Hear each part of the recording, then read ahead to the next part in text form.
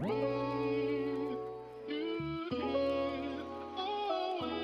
guys, what's going on? Shah here, and today, highly requested video, Gambit commentary walkthrough. This is the same week as Streets, my Streets commentary, so we're looking at Bolstering, we're looking at Quaking, Fortified, as well as the Encrypted affix for Season 3. So, this is just a 21, nothing too crazy. We actually blast this key, I think we had like 4, 5, 6 minutes left. I don't remember the exact time. We'll know at the end of the key though, so that's pretty cool. We are running a Fury Warrior, a Vengeance Demon Hunter, and a Frost Mage, as well as a Resto Druid, and of course I am playing Guardian. Unlike the Streets though, I am back playing Venthyr. Venthyr is something that I've been maining since basically beta. I've only recently swapped to playing Kyrian, and I'm actually now dabbling in Night Fae as well. Necrolord, I'm not going to touch that probably ever. But my route for Gambit is a little interesting. I don't think a lot of pugs do this route. I've seen a couple of different iterations where you woe skip to first boss. I've just seen where you kind of just like go down the shoreline and you just basically pull everything that's in front of you all the way down. What I like about this route is it's super melee friendly. Most of your trash is going to come from very, very large trash pulls. So AoE classes like Destrolocks, Boomkins, your Fury Warriors, just like anything that does really kind of like massive damage all the time, Frost Mages, they're all really going to enjoy this route. Unfortunately, we didn't have our Destrolock in this key specifically. He went to bed, but this is a pretty fun key to run. So I should probably actually talk about what we did there. So right off the bat, I just spent all that time talking and it was kind of pointless. So first thing what we do is right off the gate, we are jumping down to the left. We are triple pulling this. On bolstering, so there's these little shore runner guys. They don't bolster at all, so you don't have to worry about pulling them. They're not gonna empower anything on bolstering weeks. I don't know about Sanguine. Typically, the same mobs that don't bolster anything also don't drop Sanguine, but again, we will know, I think next week is when Sanguine is, so we'll be able to see there. There are a couple casters in this pull, but they don't cast frequently. Like they cast and then do 2 autos and then they cast again. So you typically don't have to necessarily kick these guys. They'll eventually make their way in. But if you want to assign kicks, good. Water bolts are really scary, but the biggest thing are these scale binders. Scale binders drop fish sticks. I have a video about the fish sticks and how to control them. Video will be up in the right-hand corner, so check that out if you'd like. What we're doing is we're lusting this pull and we're just blowing all of our cooldowns. Guardian Druids are broken with Venthyr. I'm still doing 100k. The nerfs were big. I still need to make a video talking about my general thoughts about the nerf. I am obviously not too happy about it, but I understand why. It just sucks that there are tanks out there who are still doing outrageous damage, like Prop Paladins and Blood DKs, yet Guardian Druids got nerfed, but that's a story for a different time. We're now going to head back to the right, kind of inland, to pull... to get extra trash count. And the reason we're going to get extra trash count, I'll point out later, but essentially there's a couple mobs before the first boss that are obnoxious. They do a massive AoE, which means that melee plus tanks plus melee healers will have insane downtime. And they're extremely beefy mobs, and they give like, for the percent via like the amount of damage you have to do to them isn't really worth. So that's why we're pulling these extra Murlocs. There is now one scale binder in this pull. That's the one mob we have to keep track of. We want to make sure that we're getting an interrupt on the fish stick cast. Pretty easy. You can either set focus to it or you can just like assign a DPS. If you have a DPS in your group or as a tank player, if you have something that's off the global that can be casted to interrupt it, I recommend assigning those players because it's much easier to land. Some classes get global locked, and what I mean by that is that on Bear, for example, I'll be thrashing and swiping and using Mangle and stuff and, you know, applying Moonfires. And I'll hit Thrash right as the cast starts, and by the time the global finishes, by the time I'm able to actually hit my like in-cap roar or Mighty Bash, it's too late. The fish stick cast has already gone off because I'm not a class that values or has a lot of haste in my build. So there's classes like Demon Hunters and Demonology Warlocks that have things that are off the global cooldown that they can cast them basically immediately while still doing their full rotation. Same thing here, Scale Binder, always a priority. We get a stun on it pretty much right away. The fish stick cast will typically come out about anywhere between 8 to 12 seconds into the pull. That was on the 12-second mark. It typically depends if they're going to be stunned or CC'd right off the gate. So there was a rake from our Resto Druid.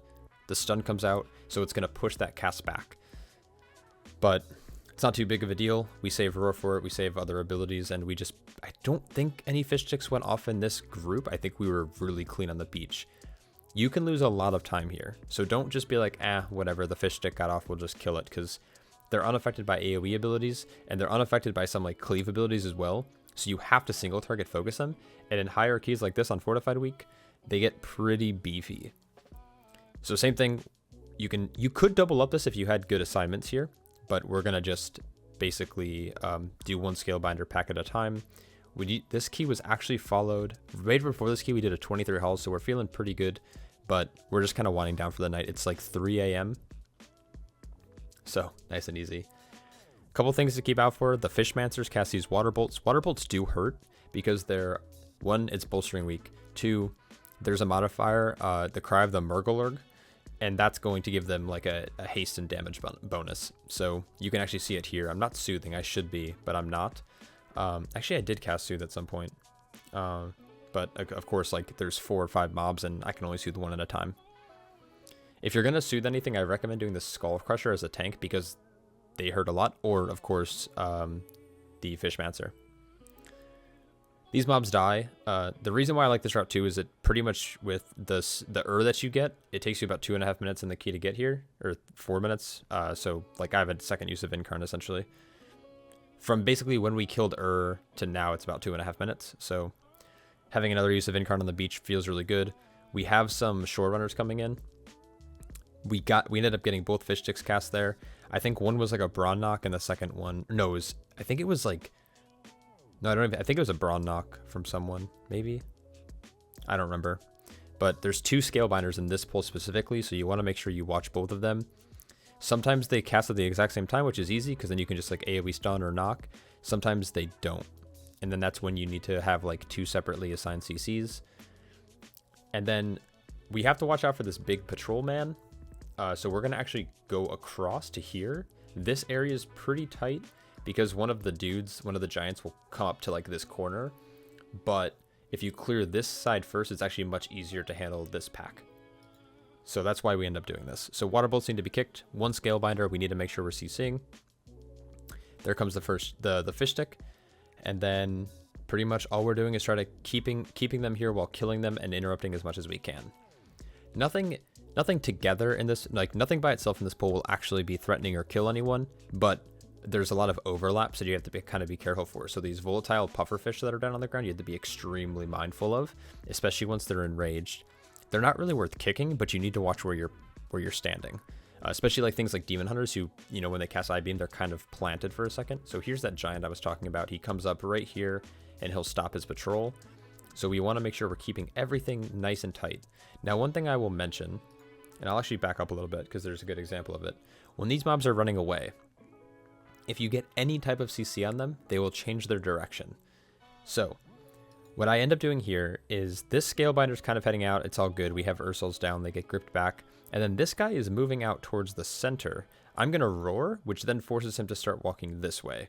So sometimes this can be a good thing. Sometimes it can be a bad thing. Sometimes they may be walking like into the wall or into a spot it's safe. And if that's the case, you don't necessarily need to keep them where they're at. Let them go. They'll eventually come back. Now, if they're heading out this way or towards this pack or towards this mob, that's when you want to make sure you get a root or an in cap or something to try to force their direction change. It could be anything as a tiny little angle turn, or they can completely do a 180. So huge thanks on the follow here. I was actually not streaming at this time, so this just popped up in my recording software. So Spirits 3, thank you for the follow if you happen to be watching this. So now we're going to handle this pack across the way. Again, we do have to be a little careful because there's these mobs here, these Stormforged Guardian dudes. We don't want to pull them, and we don't want to pull the Goliath. Luckily, this Goliath is now going to be padding back, so we're going to be safe in a little bit. We just need to make sure these guys are nice and close. But the reason I pulled this pack second compared to pulling it first is that this patrol mob is now going to be walking away, and he's going to be walking away while these guys are getting down to that like 30%, 20%, 15% health threshold. And when they start fleeing in fear, he's going to be on the other side of the map, and we don't have to really think about him too much. Now, the one thing I do want to be careful of going forward in the future for myself, but also maybe you guys can take away from this, is try to not tank them in the water as much. Oftentimes, it's really hard to see spell animations and these volatile pufferfishes underneath the water. And I think there's a point in this dungeon where it's like, I thought someone was going to die. No one did, but I was like kind of scared. I got really low there, actually. I don't know what did that damage to me. I think it was a bolt. But it's really hard to see the quaking underneath the water. I think this next pufferfish, like, it's kind of hard to see if you're not paying attention for it. And our healer actually did get hit by it. So he didn't take much damage. I think he had like a fleshcraft shield on him or some type of absorb, but again, pretty easy. Try to soothe if you can, or if you have a soothe in your group. Binding shots here are extremely efficient. If you have a hunter in your group or you are a hunter player, binding shot makes the world of a difference because it typically keeps them rooted long enough for them to just stop running in fear. Or yeah, basically that. Patrol's coming back, but we're safe. We kept it clean. And now this is the point where there's groups that sometimes will woe skip, but we decided to keep clearing trash, and now we're going to just use invis pots. We don't think the first boss is threatening enough to require us to use battle potions. There's like these intermission phases that you have to do that aren't necessarily deadly at all. So like you have a little bit of downtime to like let the healer get mana and cooldowns back, and like you can actually make the fight take longer if you need that recovery time. So we just decided to use health pots. If you're a druid skipping through, you have to use a speed movement increase. The mobs are too close together, and when you're trying to squeeze in between them, if you're slow or going normal movement speed, they're going to see you, they're going to get you out of stealth, and you're probably going to wipe, or at least you're going to die and you're going to have to get a res. So just be careful there. I have a boss guide video coming for this guy. It probably won't be for a week or so because I have other projects I'm working on beforehand, but there's actually a lot to this first boss that I think a lot of people don't know, and I want to talk about all those things. I'm going to try to mention some things here, like where the group damage is coming from. The best way I found to tank him. In this video, I do an okay job at it, but again, it's not super clean. And like the ads are actually a lot scarier than what the boss is. Like the ads need to be kicked. Most of the deaths that I always see on this fight are just people dying to just getting hit in the face because no one's kicking. So a nice change that they made to this boss fight is that the council, you don't have to stand there and like channel anything. You can actually just see it. And how most groups do it and how my group does it is we call it out 1, 2, 3, 4. So we go yellow, purple, blue, orange, which is yellow, purple, blue will be down in this corner, and then orange will be off screen. There's weak cores that do this for you. Most of the time when I'm in a group, we're in Discord, so it's pretty easy. I've seen groups just type out like yellow, purple, and then they do a new line and they go red, blue. And what that indicates is if you're facing the room, you're seeing the text in the order that it should be, like on your screen, which is also super helpful. Again, though, there's weak cores that do this for you. I don't have them.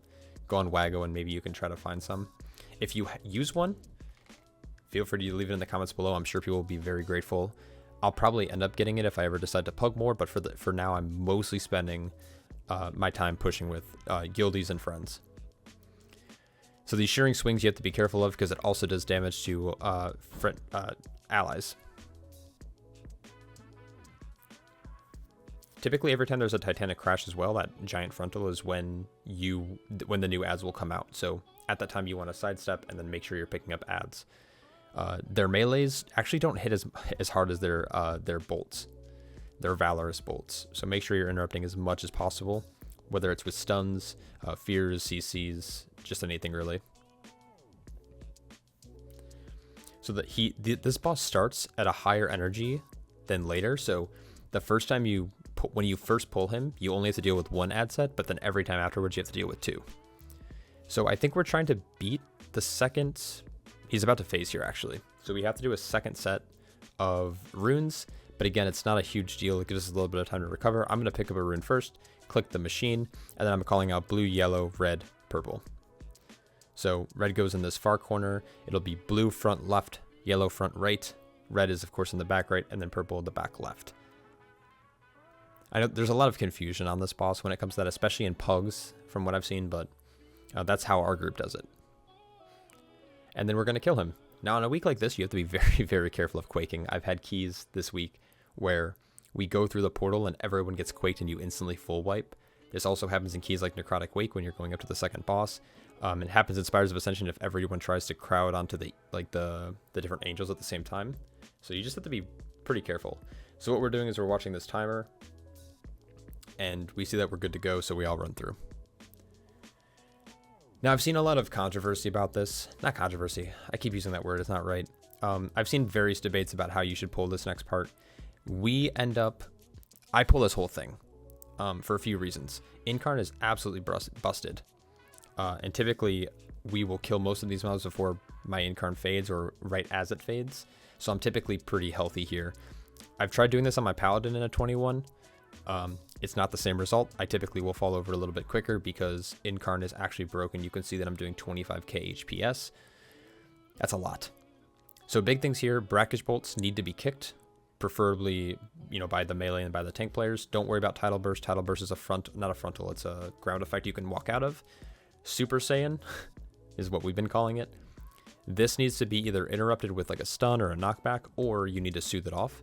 And then of course Haymakers, you want to try to back up a little bit, but if you're kiting them as a tank, they will hit melee. So you need to be extremely careful that you're not trying to kite too far, because they will just turn and knock someone in the teeth. Something you can do if you'd like is, if we back this up a bit, you could have a range player or a healer or someone run up the hill and start RP if you want to pull the next room in a different order. But because we just blew big cooldowns there, what we're going to try to do is actually go hard left here before the mobs actually come out after the RP is over to get Relic. Is going to give us CDR, it's going to give us more damage, it's just going to actually lead, like, you can use it to reset, or you can use this to pull into boss if you wanted to get Vi or get an into but our group decides to actually go hard left first. The only thing with this route though is you need to make sure your group is on the shoreline, because the mobs run up to like right where my mouse is, right where the timer is, and that could end in it can actually end up chain pulling if you're not too careful. Big thing here are these the Tide Sages casts Brackish Bolt. They will one-shot your tank if you're not kicking them consistently. So we're just watching kick timers. We're making sure we're calling out, you know, I have this bolt, you know, you get this next bolt. Obviously in pug groups, it's not as doable, but if you're a player who pugs, just make sure you're letting your group know that they need to kick them. These mobs are actually insanely beefy. So there's the Super Saiyan. Just make sure we're interrupting it, and then we're trying to interrupt the Haymakers as well. If you don't interrupt the Haymakers, or if Super Saiyan does get off and you don't have a soothe, just pop a big defensive, and then you want to slowly kite them. You want to stay close enough where they're not going to Haymaker your allies, but you want to stay far enough away where they don't actually Haymaker you either, because that enrage is super nasty. Following that, we're then going to just go right through the boss room and clear each trash at a time. We were talking about it here. You can't see my face because I have it hidden, because I hate when you see me and then me right above me. It just bothers me for some reason, but I had Incarn here and we were talking about possibly just pulling these two packs together. If you're feeling really ballsy, it's definitely doable. If you're feeling even more ballsy, you could probably pull this stuff into trash if you have like really major CDs plus Lust. But we decided we're ahead of the timer, we're looking clean, we have Lust off of cooldown, we have CDs coming up for boss. Let's just pull it a pack at a time. But do notice that I'm doing 13k HPS here on 4 targets, so you can ideally just double that. You'd have to be doing about 28k to survive these two pulls together on a 21 fort. So just be careful if you ever have that thought. Same thing here, there's going to be 2 Tide Sages in this pull. Make sure you're kicking Brackish Bolt. Tidal Burst, you can kick, I just don't recommend it because range can easily just sidestep it and then it not have to burn a kick.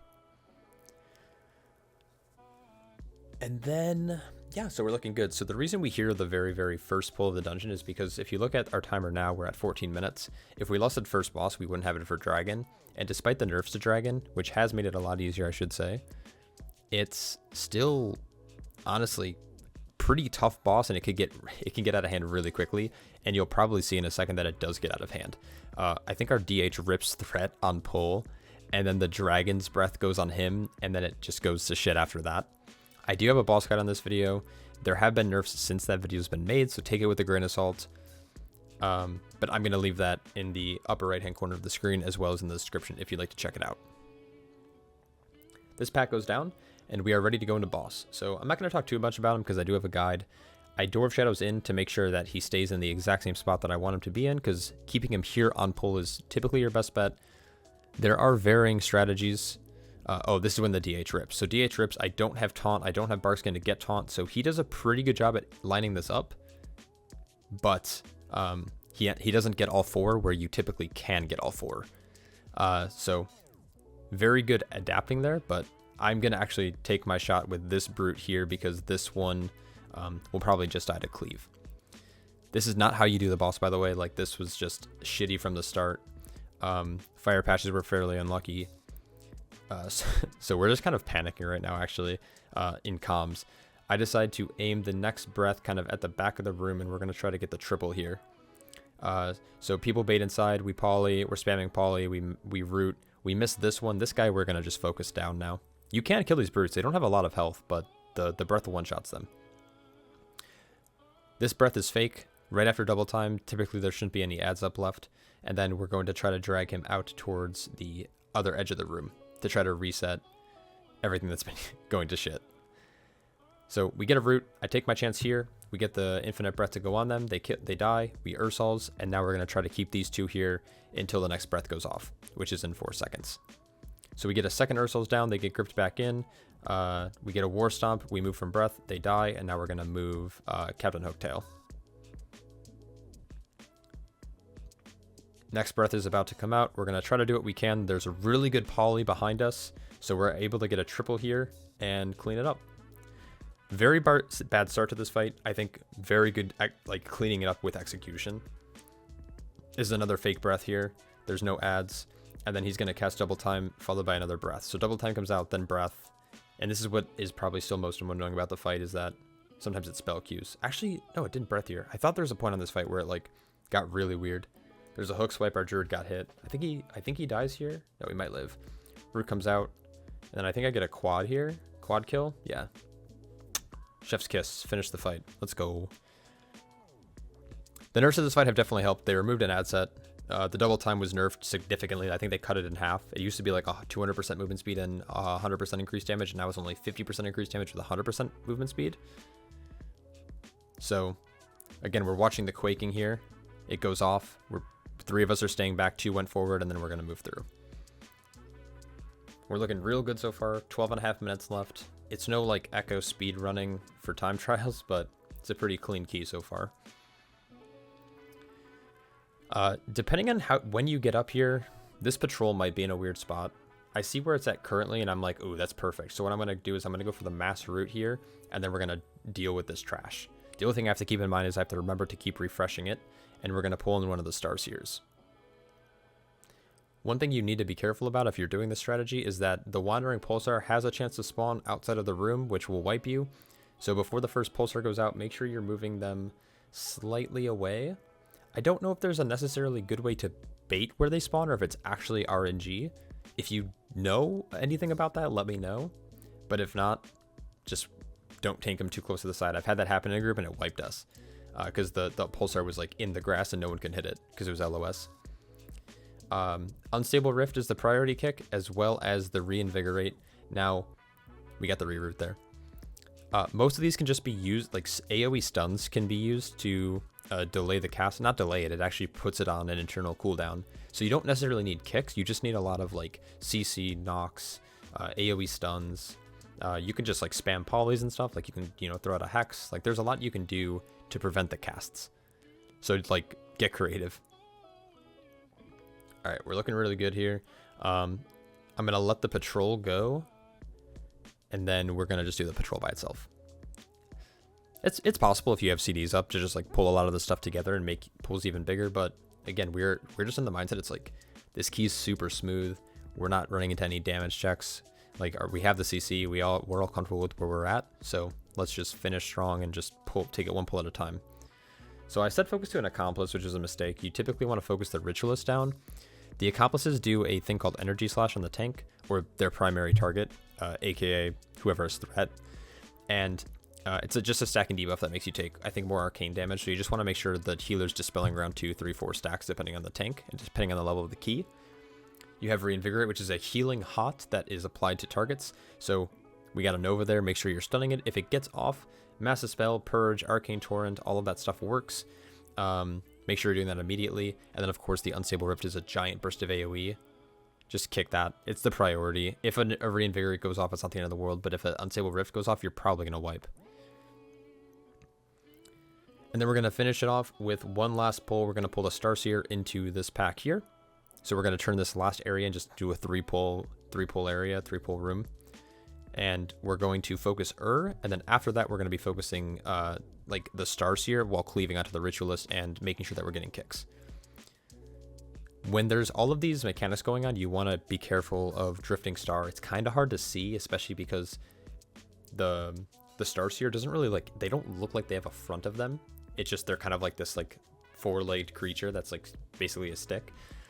So our warrior died to that, but we got a battle res on him pretty quickly, and we're just going to continue the pull exactly how it is.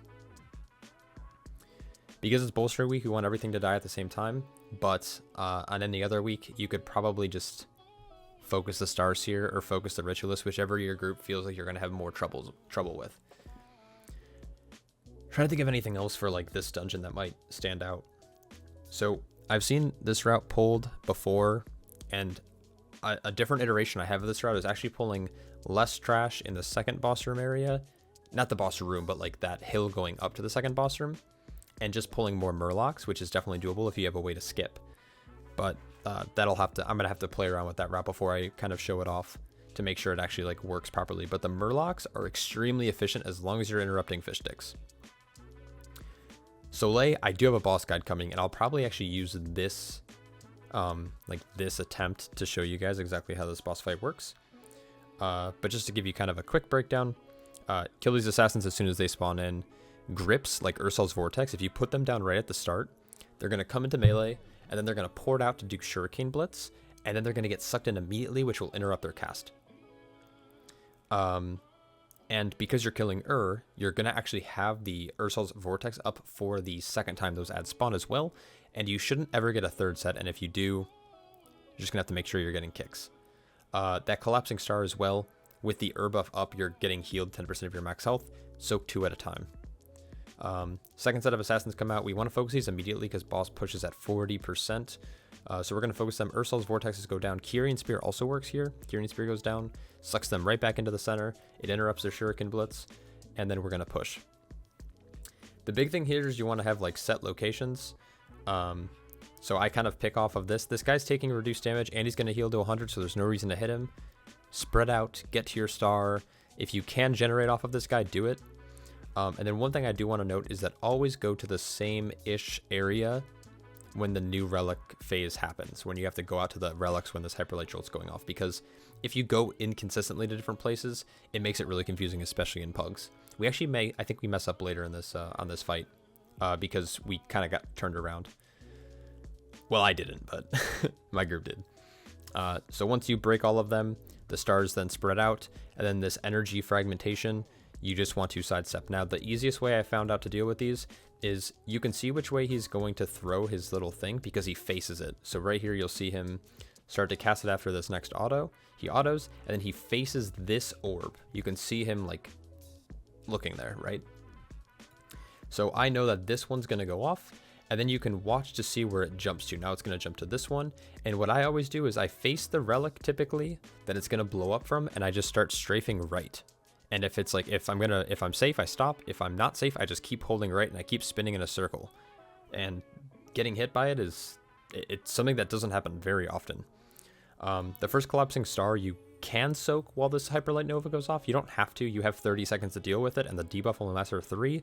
So you have so much time to deal with it. But if you have CDs rolling, it's good to do it.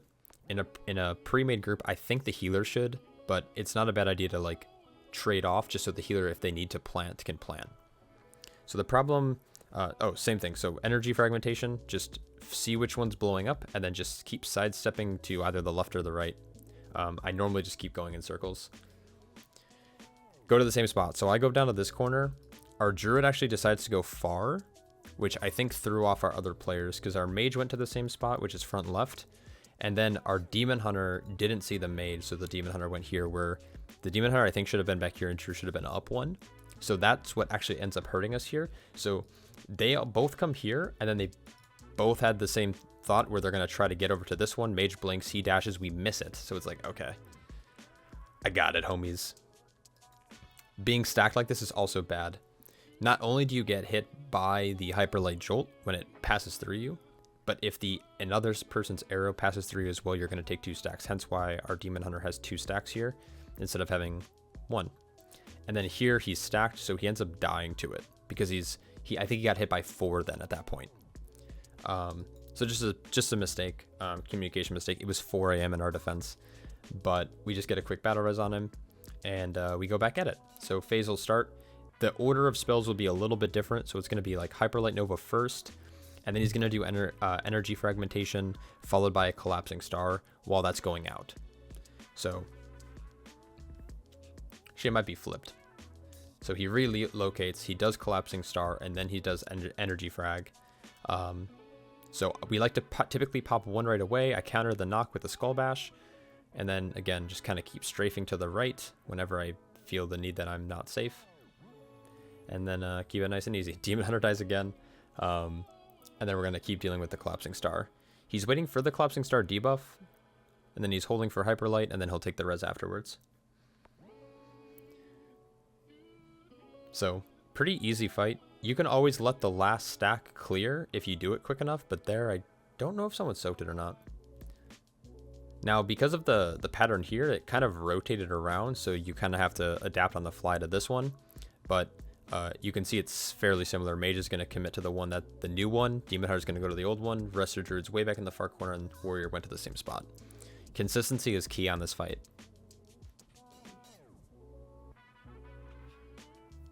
Ends with an energy frag. Just tunnel. Easy peasy. Lemon squeezy. Yeah, that's it.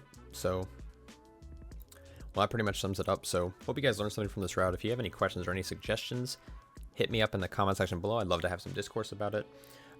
If I ever decide to change the route at all or make any adaptations or anything of that sort, I will let you guys know as soon as I do. But hope you learned something. Hope you guys are staying happy, healthy, and I'll catch you all in the next one. Take care.